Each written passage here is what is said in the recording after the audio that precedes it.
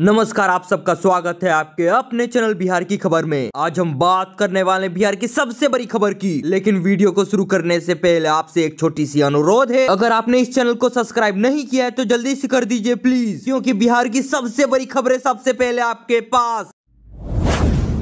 बिहार में तैयार हुआ 4500 HP रेल लोकोमोटिव अफ्रीका देश भेजे जाएंगे। जून में बड़ी खेप का होगा निर्यात। उद्योग मंत्री बोले नामांकन के लिए होगा एक बड़ा कार्यक्रम। बिहार बन रहा है ग्लोबल लोकोमोटिव मैन्युफैक्चरिंग का हब। मेक इन इंडिया अभियान से मेक इन बिहार की विजन को मिला है नया रफ्तार। सारना जिले के मरोरा स्थित WLPL मरोरा लोकोमोटिव प्लांट, जो की अमेरिकी कंपनी वैबटेक और भारत सरकार के रेल मंत्रालय का संयुक्त उपकरण है, वैश्विक मानचित्र पर एक ग्लोबल लोकोमोटिव मैन्युफैक्चरिंग हब के रूप में स्थापित हो रहा है। बिहार के उद्योग मंत्री नीतीश मिश्रा ने बताया कि मुझे ये बताते हुए अत्यंत गर्व हो रहा है कि सारना जिले के मरोरा स्थित WLPL मरोरा लोकोमोटिव प्लांट वैश्विक मानचित्र पर ग्लोबल लोकोमोटिव मैन्युफैक्चरिंग हब के रूप में स्थापित हो रहा है। ये संयंत्र अफ्रीका देश गिनी के सिमाडू प्रोजेक्ट के लिए 4500 HP लोकोमोटिव की भारत की लोकोमोटिव क्षेत्र में सबसे बड़ी निर्यात खेप तैयार हो रहा है, जो जून माह के अंत से गिनी के लिए रवाना होगा। नीतीश मिश्रा ने कहा कि इससे पूर्व इसके नामांकन हेतु WLPL मरोरा लोकोमोटिव प्लांट में एक कार्यक्रम भी आयोजित किया जाएगा। यह ऐतिहासिक उपलब्धि भारत सरकार की मेक इन इंडिया और मेक फॉर द वर्ल्ड पहल के तहत आत्मनिर्भर भारत की दिशा में एक मील का पत्थर है। आपको बताते चले कि विगत दिनों अमेरिकी कंपनी वैबटेक कॉर्पोरेशन के दक्षिण एशिया और दक्षिण पूर्व एशिया के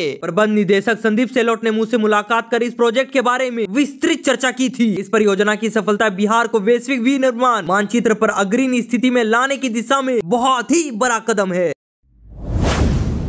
बिहार में मौसम का कहर देखने को मिल रहा है। बिहार में आंधी बारिश ने मचाई तबाही, 3 लोगों की हुई मौत। बिहार के गयाजी में अचानक आए आंधी तूफान और बारिश से जान माल की क्षति हुई है। गया जिले के आमस और गुरवा थाना क्षेत्र में अलग अलग घटनाओं में 3 लोगों की मौत हो गई है। बताया जाता है कि तेज धूप और चिलचिलाती गर्मी के बीच अचानक मौसम में बदलाव हुआ और फिर तेज आंधी चलने लगी। आंधी और बारिश के बीच हुआ अलग अलग घटनाओं में 3 लोगों की जान चली गई। वज्रपात से मजदूर की हुई मौत। आमस प्रखंड क्षेत्र में आई तेज आंधी और बारिश के बीच वज्रपात से एक युवक की मौत हो गई है। बताया जा रहा है कि आमस के महुआवा मोरहर नदी बालू घाट पर काम कर रहा था एक मजदूर वज्रपात की चपेट में आया और घटना स्थल पर ही उसकी मौत हो गई। मृतक की पहचान 25 वर्षीय सूरज कुमार के रूप में हुई है। वह ट्रक पर बालू लोड करने का काम करता था। मृतक मगध विश्वविद्यालय थाना क्षेत्र के ओरा गांव का रहने वाला था। आमस थाना क्षेत्र में रहकर यह मजदूरी करता था। वही घटना की जानकारी के बाद परिजनों में तो दुख के बादल छा गए। दीवार गिरने से 2 लोगों की हुई मौत। गुरवा थाना क्षेत्र में दोपहर आए आंधी तूफान से दीवार गिरने से अलग अलग गाँव के 2 लोगों की मौत हो गई है। जानकारी के अनुसार सिमारू पंचायत के सिद्धार्थपुर गांव के समीप मजार की दीवार गिरने से उपेंद्र मांझी के 12 वर्षीय पुत्र रंजीत कुमार की घटना स्थल पर मौत हो गई है। वहीं 2 घायल भी हो गए हैं, जिनका इलाज अस्पताल में चल रहा है। गुरवा थाना क्षेत्र के बाईपास रोड के घर के निकट दीवार गिरने से राम उदित शर्मा गंभीर रूप से घायल हो गए। उन्हें अस्पताल में भर्ती कराया गया। गंभीर हालत में मगध मेडिकल कॉलेज भी रेफर किया गया, जहाँ पर उनकी मौत हो गई। वही घटना की जानकारी मिलने के बाद गुरवा थाना की पुलिस मौके पर पहुंची और अग्रतर कार्यवाही में जुट गई। गुरवा पुलिस ने बताया कि आंधी बारिश के बीच दीवार गिरने से 2 लोगों की मौत हो गई।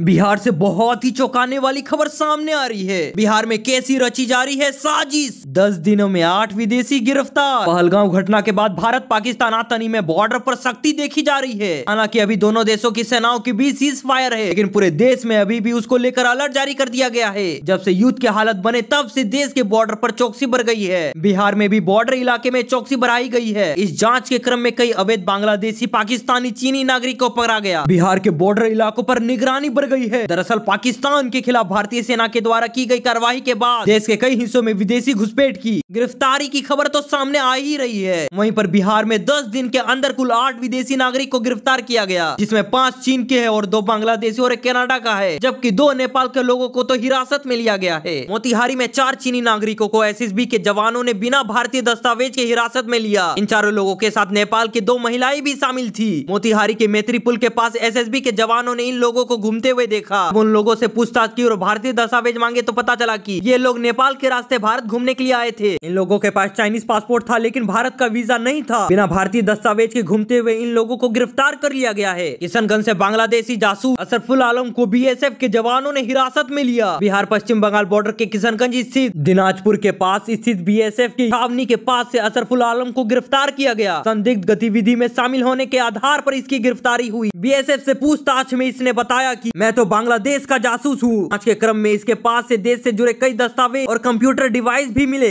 इंडो नेपाल सीमा पर गश्त काफी तेज कर दी गई है। आने जाने वाले लोगों की गहनता से जांच की जा रही है। क्रम में इंडो नेपाल सीमा पर 3 विदेशी नागरिकों को एसएसबी के जवानों ने हिरासत में ले लिया है। तीनों को लदनिया थाना पुलिस के हवाले कर दिया गया है। बिहार पुलिस सेवा के रिटायर्ड डीएसपी राजकुमार कर ने बताया कि भारत और नेपाल की सीमा अधिकांश जगहों पर तो खुली हुई है। वैसे भारत और नेपाल के बॉर्डर पर एसएसबी का चेक पोस्ट लगाया गया है, लेकिन अधिकांश जगहों पर तो सीमा खुली हुई है। यही कारण है कि स्थानीय लोगों को पता है कि किन इलाकों में जांच नहीं होती है, उसी रास्ते से विदेशी आसानी से भारत में प्रवेश कर जाते हैं।